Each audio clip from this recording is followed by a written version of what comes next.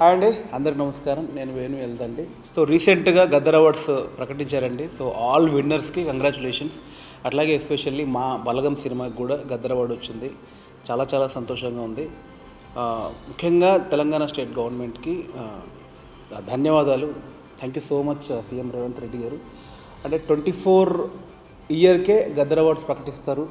ఇంకా దాని ప్రీవియస్ సినిమాలన్నీ అయ్యో మాకు రాలేదు అని ఒక ఫీలింగ్ ఉండేది మాకు.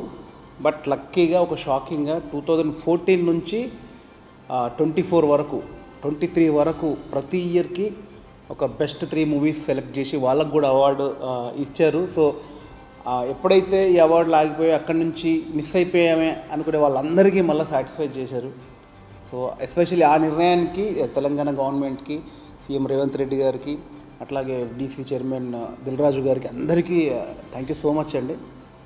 సో మళ్ళీ మేము అవార్డు ఫంక్షన్లోకి వెళ్ళి ఫస్ట్ తెలంగాణ స్టేట్ అవార్డు తీసుకుంటున్నందుకు, నా ఫస్ట్ మూవీకే స్టేట్ అవార్డు రావడం చాలా చాలా హ్యాపీగా ఉంది. సో ఎంటైర్ మా బలగం మూవీ ద్వారా మా తరపున తెలంగాణ గవర్నమెంట్కి, సీఎం రేవంత్ రెడ్డి గారికి ధన్యవాదాలు సార్.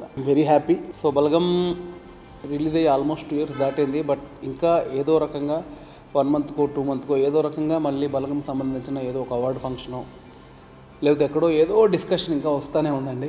సో చాలా మెమొరీస్ కాదు, అసలు నాకు లైఫ్ టైం మెమొరీస్ ఇస్తూనే ఉంది బలగం. సో విడదీరాని బంధం అయిపోయేది నాకు బలగంతో.